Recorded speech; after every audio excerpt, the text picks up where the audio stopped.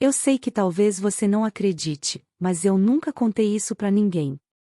Nem para as minhas filhas, nem para os netos. É como se fosse uma ferida escondida, que sangrou por dentro a vida inteira. Eu guardei esse silêncio durante décadas, e hoje, já velha, sinto que se eu não falar, vou carregar esse peso até o último suspiro. Eu tinha apenas 13 anos quando meu pai me chamou no quintal, naquela tarde abafada de janeiro. Lembro do cheiro forte da terra molhada depois da chuva, e do barulho distante das galinhas ciscando perto do galinheiro. Ele estava sentado no banco de madeira, com o chapéu de palha cobrindo metade do rosto. Não me olhou de imediato. Ficou passando os dedos pelo cabo da faca, como quem evita dizer algo. Meu coração já sabia, quando meu pai me chamava daquele jeito, nunca era coisa boa. Marina, você já é mocinha. E precisa entender que as coisas mudaram por aqui. A voz dele era seca, firme. Eu não sabia ainda o que estava por vir, mas meu estômago se apertou como se adivinhasse. Apertei os dedos da barra do vestido, suando, sem coragem de perguntar. Ele pigarreou, coçou o queixo, e só então ergueu os olhos. Seu João lá de cima do morro, ele vai cuidar de você agora. É um homem sério. Tem comida, tem terra. Você vai viver na casa dele. Demorei alguns segundos para entender. Cuidar de mim? Por quê? Minha cabeça ficou girando. A única coisa que consegui dizer foi: mas eu moro aqui. Com a senhora e a mamãe. Ele me interrompeu. É pro seu bem. E pro nosso também. Você vai ter teto, comida. Aqui já não dá mais. Aquele já não dá mais me atravessou como uma lâmina. Eu olhei para a porta da cozinha, esperando que mamãe aparecesse, que dissesse que era engano, mas só ouvi o barulho da panela raspando lá dentro. Ela não saiu. Nem olhou para mim. Era como se tivesse se escondido atrás das paredes. Naquela noite, eu mal consegui dormir. O cheiro do sabão de cocô no lençol, misturado com o calor pesado, parecia sufocar. Eu ficava escutando os grilos do lado de fora, tentando acreditar que no dia seguinte tudo não passaria de um mal-entendido. Mas quando o sol nasceu, a mala já estava pronta, pequena demais, com 2 mudas de roupa dobradas às pressas e o pano bordado que minha avó tinha me dado. Não havia lugar nem para os meus cadernos. Mamãe apareceu cedo. Não falou nada. Só ajeitou meu cabelo atrás da orelha e disse baixinho, sem me encarar: seja obediente, Marina. E voltou para a cozinha, enxugando as mãos no avental. Eu queria perguntar por quê, queria agarrar a saia dela e implorar para não me deixar, mas a garganta fechou. O silêncio pesava mais que qualquer resposta. Seu João chegou pouco depois, montado num cavalo marrom, com o chapéu bem firme na cabeça e os olhos que pareciam nunca sorrir. Ele desceu devagar, olhou para mim de cima a baixo e fez um aceno curto. Meu pai entregou a mala como quem passa um objeto. Não houve abraço, não houve despedida. Eu era um fardo sendo entregue. A caminhada até a casa dele parecia não ter fim. O sol queimava, o chão era seco e cada passo me fazia sentir como se eu estivesse indo cada vez mais longe do que um dia conheci como lar. Ele falava pouco. Só dizia coisas práticas: anda mais rápido, cuidado com a pedra, não olha para trás. E eu obedecia. Sentia um nó no peito, mas engolia as lágrimas. Quando chegamos, vi a casa. Era grande comparada à nossa, mas parecia vazia. As janelas tinham cortinas grossas, fechadas, e havia um cheiro estranho de mofo misturado com café requentado. Uma mulher de olhar cansado apareceu na porta, devia ser a irmã dele. É essa? Ela perguntou, sem emoção. É, ele respondeu curto. Ela abriu a porta sem dizer mais nada, e eu entrei. O quarto que me deram tinha uma cama de ferro com um colchão afundado no meio, um armário velho e uma janela pequena por onde quase não entrava luz. O ar era abafado. Larguei a mala num canto e fiquei em pé, sem saber o que fazer. Minhas pernas tremiam, mas não podia deixar que percebessem. Seu João passou pelo corredor e lançou um olhar rápido, daqueles que dizem mais que 1000 palavras. Dali em diante, minha vida já não me pertencia. Naquela primeira noite, deitada na cama dura, escutei os barulhos da casa, o rangido da porta, passos pesados no assoalho, o estalar da madeira com o vento. Eu prendi a respiração a cada som, o coração disparado, como se meu corpo tentasse me avisar que eu precisava estar alerta. Fechava os olhos com força, mas não conseguia dormir. O cheiro do quarto, mistura de poeira e umidade, parecia entrar pelos meus pulmões e me sufocar. Eu queria acreditar que era só por uns dias, que logo mamãe viria me buscar. Mas, no fundo, eu sabia, não havia volta. Aquilo era o começo de algo que eu ainda não entendia, mas que ia marcar minha vida para sempre. E assim, aos 13 anos, eu aprendi o que era ser entregue como se fosse uma moeda de troca. Os primeiros dias naquela casa foram como caminhar dentro de um sonho ruim do qual eu não conseguia acordar. Tudo parecia estranho, o cheiro do café sempre requentado, o barulho das galinhas no quintal, a madeira do assoalho rangendo sob passos pesados. Eu me sentia uma visitante indesejada, mas sabia que não era visita. Estava ali para ficar. A irmã dele, Dona Rosa, era calada. Olhava para mim de um jeito que eu não entendia. Nem duro, nem acolhedor. Apenas observava. Quando me entregava algum prato para lavar ou pedia para varrer o chão, fazia isso sem levantar a voz, mas também sem um sorriso. Eu obedecia sem questionar. Cada gesto dela parecia medir se eu servia para alguma coisa. Seu João quase não falava comigo de dia. Mas eu sentia a presença dele em cada canto. O som da bota batendo no piso, o pigarro no corredor, o jeito como encostava na porta só para ver o que eu estava fazendo. Nunca precisava dizer nada, o olhar já me deixava paralisada. Era como se cada passo meu fosse vigiado, e eu me encolhia para não chamar atenção. À noite, o silêncio pesava. A casa grande parecia maior ainda. Eu deitava na cama de ferro e ficava olhando pro teto escuro, ouvindo o vento empurrar as telhas. O coração disparava a cada estalo da madeira. Às vezes eu prendia a respiração, achando que alguém estava parado na porta. Mas quando criava coragem de olhar, não havia nada.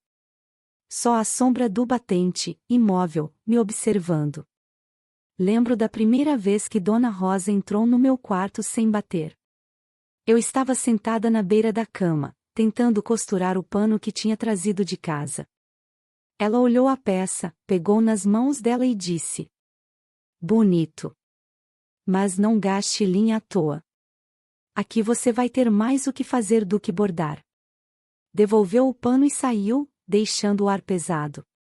Aquilo me fez entender que meus pequenos refúgios já não eram bem-vindos. Durante o dia, eu ajudava na cozinha. O fogão de lenha esquentava o ambiente, e o cheiro de gordura impregnava meu vestido. Dona Rosa falava pouco, mas observava muito. Um dia, enquanto eu cortava mandioca, ela disse: "Não olhe muito para os olhos dele. Homem não gosta." A faca quase escorregou da minha mão.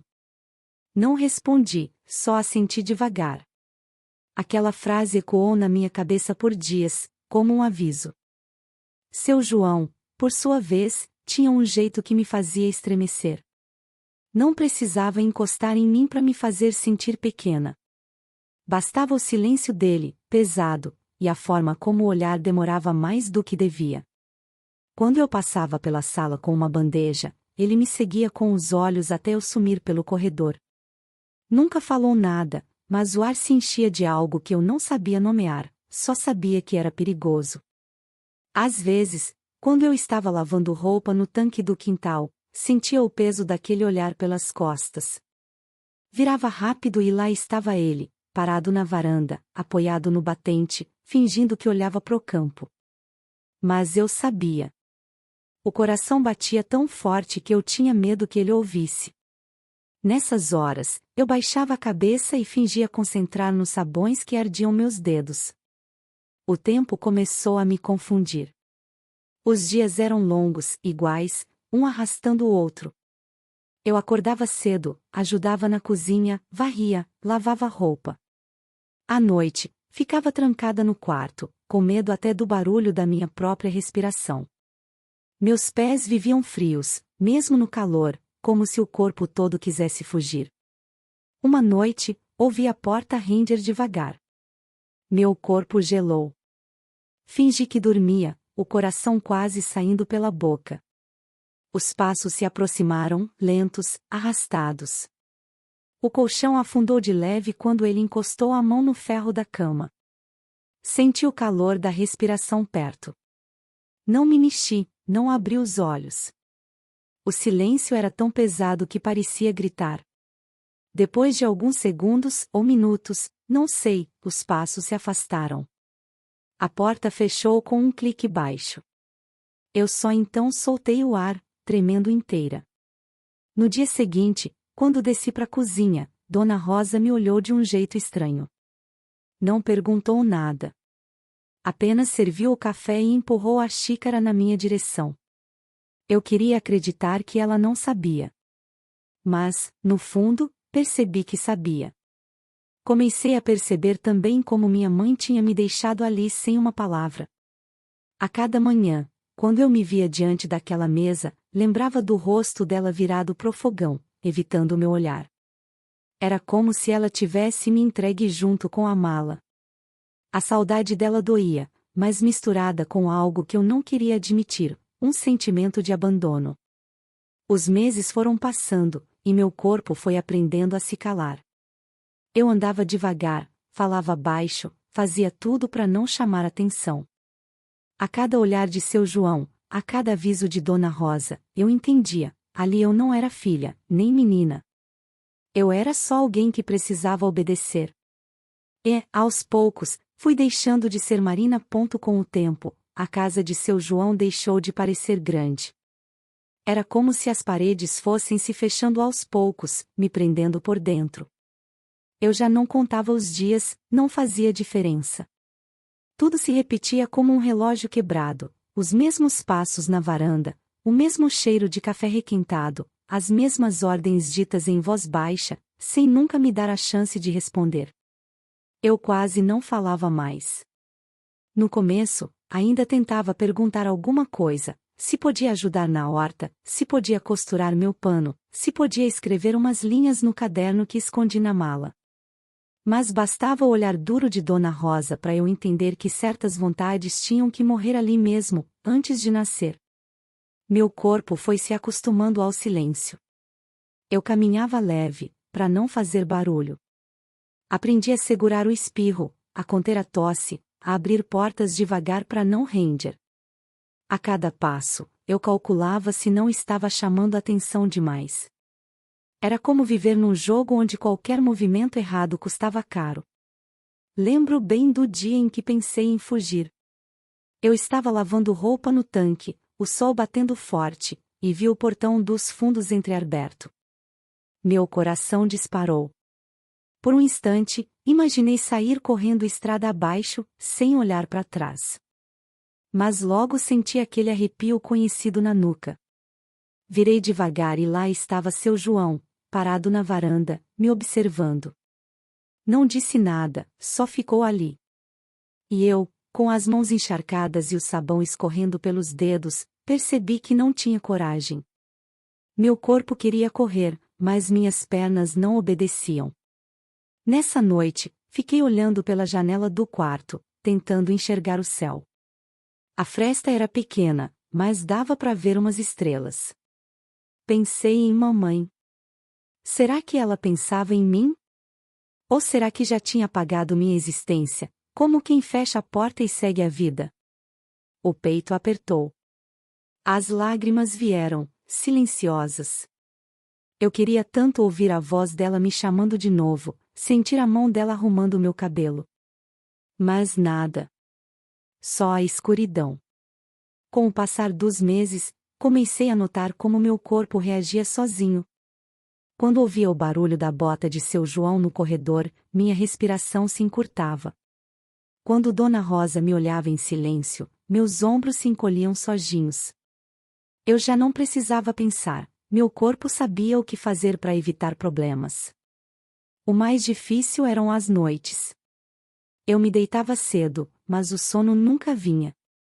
Ficava ouvindo os estalos da madeira, tentando adivinhar se eram só o vento ou passos. Muitas vezes, prendia a respiração ao ouvir a maçaneta mexer devagar. Às vezes, nada acontecia. Outras, a porta abria e eu sentia aquele olhar entrando comigo no quarto. Ele não falava. Não precisava. O silêncio dele já me atravessava. Eu fingia dormir, imóvel, rezando baixinho para que fosse embora. Um dia, Dona Rosa entrou de manhã cedo e disse: "Vista esse vestido. Seu João quer que você ajude na feira." O coração disparou. Eu quase não saía daquela casa, e a ideia de pesar fora me deu um sopro de esperança. Coloquei o vestido, que cheirava guardado, e desci. No caminho até a feira, mantive os olhos no chão. O calor era forte, mas minhas mãos estavam frias. Ao chegar, seu João me deu algumas ordens curtas, apontando legumes, mandando segurar sacolas. Eu obedeci em silêncio. De repente, ouvi uma voz familiar no meio da multidão. Era Dona Teresa, vizinha de infância. Ela parou, me olhou surpresa. "Marina?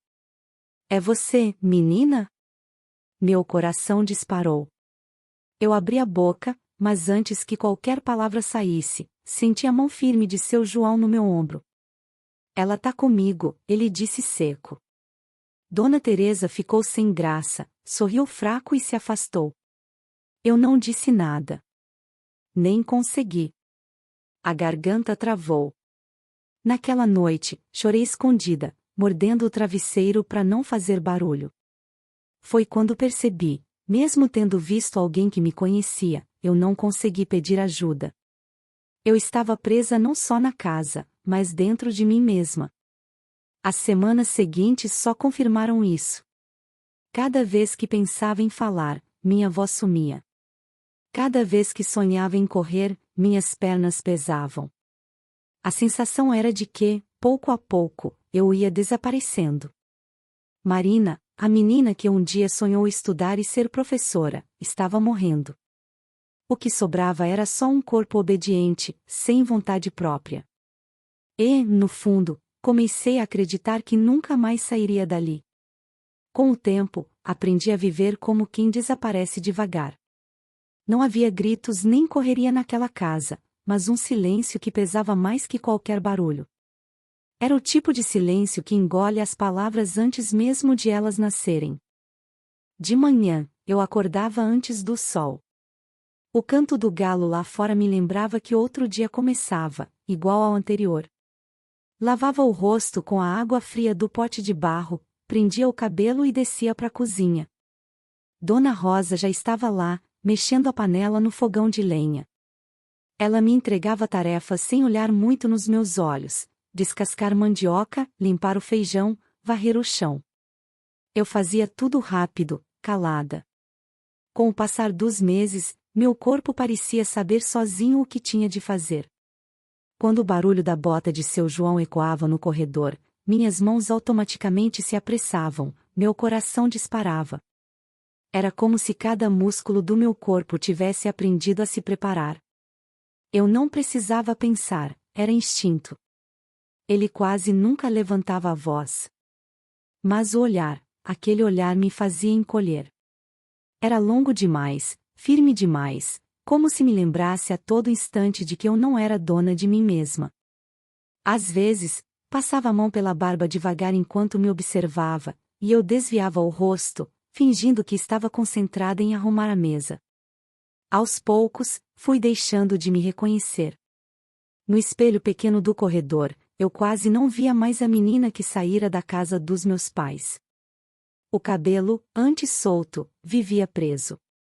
Os olhos, antes curiosos, estavam sempre baixos, evitando encontros.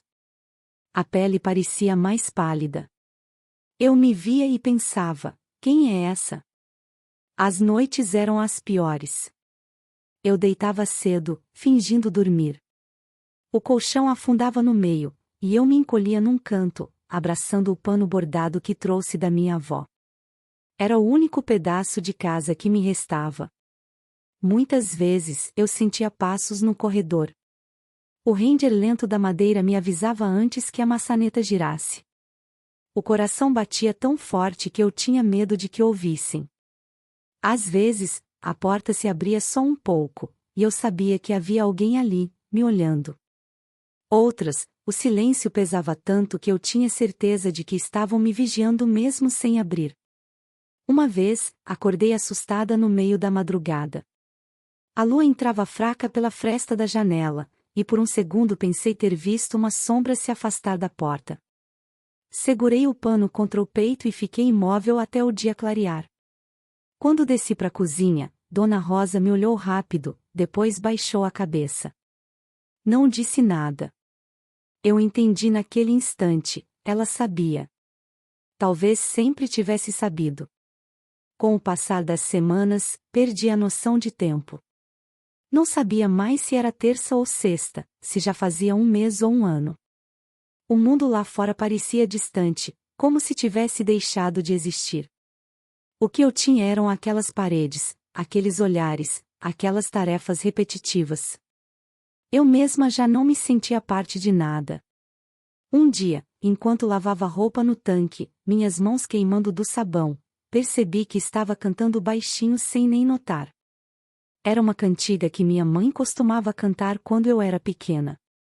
Assim que percebi, calei na hora. Olhei pro lado e vi seu João parado na varanda, me observando em silêncio. O sangue gelou. Ele não disse nada, só virou as costas e entrou. Mas, naquele momento, entendi, até minha própria voz já não me pertencia. À noite, chorei escondida, mas sem som. As lágrimas escorriam quentes, e eu mordia o pano para não deixar escapar nenhum soluço. Já não era só medo. Era um vazio. A sensação de que, se um dia eu sumisse dali, ninguém perceberia. Nem meus pais. Nem minha mãe. Comecei a evitar até pensar em casa. Lembrar dela só doía mais. A imagem da minha mãe virando o rosto enquanto meu pai entregava minha mala me perseguia. Às vezes, eu tentava imaginar que ela não teve escolha, que também sofria. Mas no fundo, uma voz fria sussurrava: ela deixou. Com o tempo, aprendi a calar até dentro da minha cabeça. As vontades foram morrendo. O sonho de estudar, de ser professora, de ter amigas, tudo ficou para trás. O que restava era só cumprir cada dia. Foi assim que percebi, não era só que eu estava presa naquela casa. Eu estava desaparecendo. Marina, a menina que um dia existiu, estava se apagando. E, no fundo, comecei a acreditar que talvez fosse isso mesmo que esperavam de mim. Eu pensava que já tinha me perdido por completo, mas descobri que dentro de mim ainda havia um restinho de chama. Era pequena, quase invisível, mas queimava. Não sei se era esperança, teimosia ou só um instinto de sobrevivência. Tudo começou numa manhã comum. Eu estava varrendo a varanda quando ouvi um grupo de crianças brincando na rua. Os risos entraram pela janela como um sopro de vida. Sem querer, sorri. Foi rápido, mas senti o rosto se mexer de um jeito que não acontecia há muito tempo. Logo em seguida, me dei conta de que seu João estava na porta, observando. Engoli o riso e baixei a cabeça, fingindo concentração no chão. Ainda assim, por dentro, aquele instante ficou guardado, como se tivesse descoberto que eu ainda podia sentir algo além de medo. Nos dias seguintes, comecei a prestar atenção em coisas que antes passavam despercebidas. O canto dos passarinhos de manhã. O cheiro da mandioca fritando. O barulho da chuva batendo no telhado. Eram detalhes pequenos, mas que me faziam lembrar que o mundo ainda existia fora das paredes daquela casa. Uma tarde, enquanto lavava roupa, vi no tanque uma pequena borboleta pousar na borda. Era amarela, com as asas delicadas. Fiquei olhando, quase sem respirar, com medo que fosse embora. E quando voou, senti uma vontade enorme de voar junto. Segurei a respiração para não chorar. Era só uma borboleta, mas parecia um recado, ainda havia vida além dali. Mesmo assim, o peso do silêncio continuava. Seu João não precisava levantar a mão para me dominar.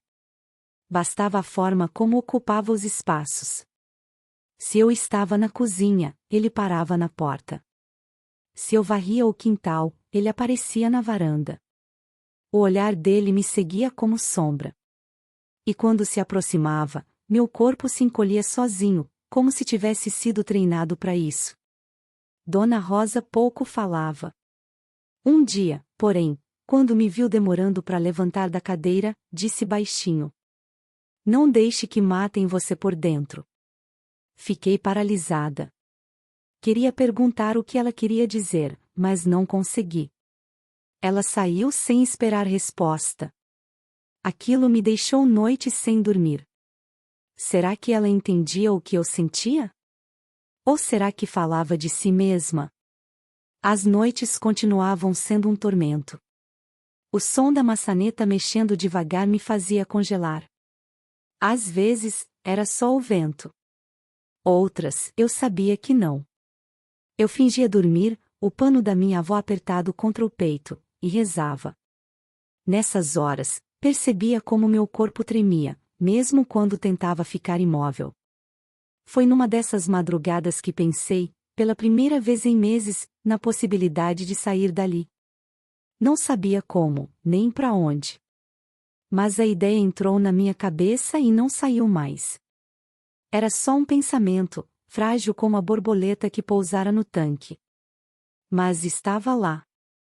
No dia seguinte, enquanto Dona Rosa cozinhava, perguntei com voz baixa: "Dona Rosa, a senhora acha que minha mãe pensa em mim?" Ela parou de mexer a panela, ficou em silêncio. Depois, disse apenas: "Não espere muito de quem escolheu o silêncio." E voltou ao fogão. Aquilo doeu mais do que qualquer resposta direta. Mas, de algum jeito, também me deu clareza. Talvez eu nunca pudesse voltar. Talvez estivesse sozinha de verdade. Naquela tarde, fui até o quintal buscar lenha. O sol já se escondia atrás do morro, e o céu estava cor de fogo. Respirei fundo e fechei os olhos por um instante. Senti o cheiro da terra úmida, o vento leve batendo no rosto. Por dentro, uma vozinha sussurrou: "Não deixe que apaguem você." Eu sabia que ainda não tinha força para sair. Mas entendi que, enquanto essa chama existisse, por menor que fosse, eu ainda estava viva. E, pela primeira vez desde que cheguei naquela casa, percebi que talvez um dia eu pudesse encontrar um jeito de escapar. A pequena chama dentro de mim começou a crescer, mesmo que bem devagarinho, quase escondida entre as sombras daquela casa. Eu não sabia direito como seria, nem quando, mas algo dentro dizia que eu precisava encontrar uma saída, um caminho que não me deixasse desaparecer de vez. Nos dias seguintes, comecei a observar cada detalhe da casa com outros olhos. A janela da cozinha, que dava para o quintal, tinha uma fresta pequena por onde eu conseguia ver o céu. Era ali que, às vezes, eu me agarrava à esperança. Eu ficava sentada perto dela, imaginando que um dia poderia escapar por aquele pedaço de liberdade, por menor que fosse. Seu João continuava sempre por perto, com aquele olhar que me fazia encolher. Mas eu passei a evitar seus olhos, a me esconder nas sombras, a andar devagar para não chamar atenção.